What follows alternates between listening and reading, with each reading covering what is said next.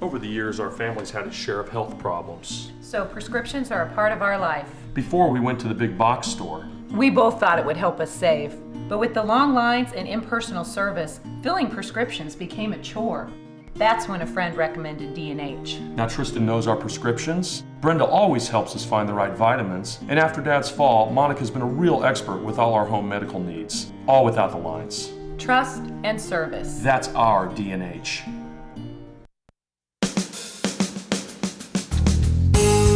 Good morning and welcome to Radio Friends on Thursday, April the 25th. I can't believe we're almost through April.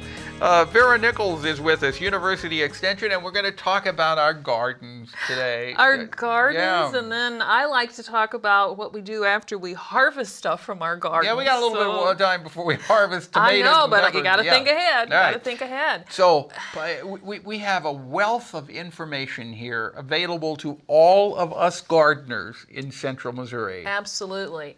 University of Missouri Extension has so many resources if you're interested in home gardening at any level.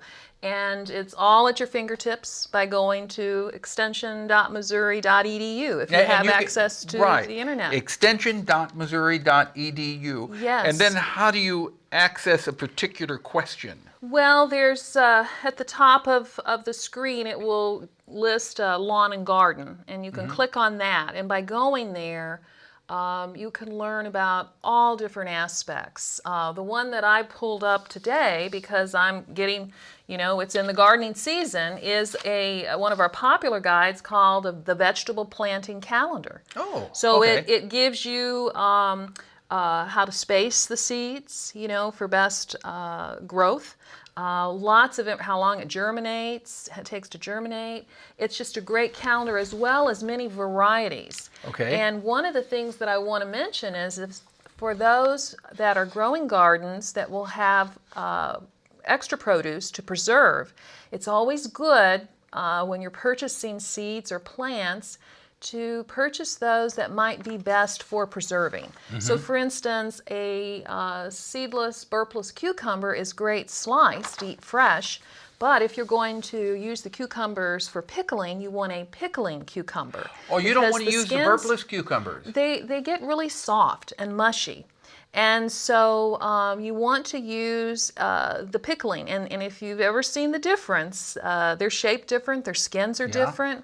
And so you'll have a much better product, as well as the pickling cucumber takes on the vinegar solution better because the skin is much thinner. And it's got those little pimples, the little bumps on it. Yeah. Actually, I plant two different types of cucumbers, and I love fresh cucumbers. Oh, they're great. And nothing tastes better than your own fresh, homegrown watermelon and cantaloupes. All of them, Paul. I mean, and what's really great is the renewed interest in growing food, which having it local, it's fresher, it's better, it's good. It's just you can't beat it. You can't beat it. No, And the crimson sweet watermelon is what I grow, and they're not very big watermelons, about like this. You hold with both hands, but when you cut them and it snaps and pops. Yes. And then you put it in the refrigerator and you eat it on a hot summer afternoon and it crunches.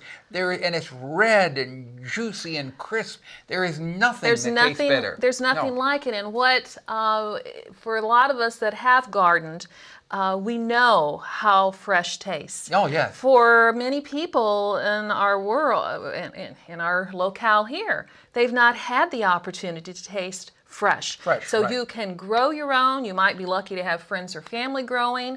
We've got wonderful farmers markets where we can get fresh produce. But if you are going to preserve it, that's where I can help people after the gardening aspect. Do ask.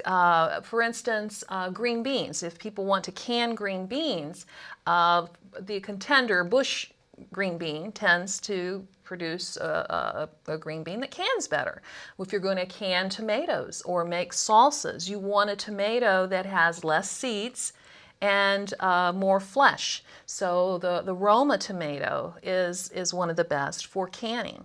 Because when you get those big juicy tomatoes that we love to eat fresh, when they can, they don't can as well because they have they're so juicy. You don't have a lot of the meaty part of the tomato to it. My mother, when I was growing up, we must have canned at least 300 quarts of tomatoes a year. I mean, that was a big thing, canning the tomatoes, the green beans, the corn we froze. We would blanch it and wrap it and put it in the freezer. Step. Yeah. But I can remember working with my mother and father in the garden, and boy, did we have a garden. and it's preserving all of this. Beets. We preserve beets, and I think they will last forever. Well, not with me because I like them. Well, I tell you, did you pickle them or? My mother died 13 years ago. I'll just tell you this real quick, Vera. And she had made beets and vegetables for 30 or 40 years. We were cleaning out the basement, and we had one area where all the canned goods, the home canned goods. I found several jars of beets that had to be 30 years old. Now, hopefully you didn't. No, we didn't eat them, but I couldn't bring myself to throw them away. I know. But the lid was still sealed. Still sealed. Yeah, well, ideally when we preserve foods, we want to eat them within a year or two. So at how the long most. will these preserved foods last?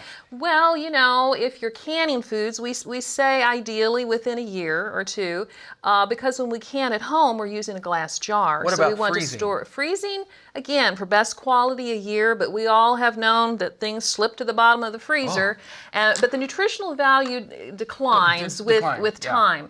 So if you're really going to get into preserving foods, I've got workshops coming up, Okay, and they when fill are the quickly. workshops? The workshops start in June. We'll have sessions on freezing and drying.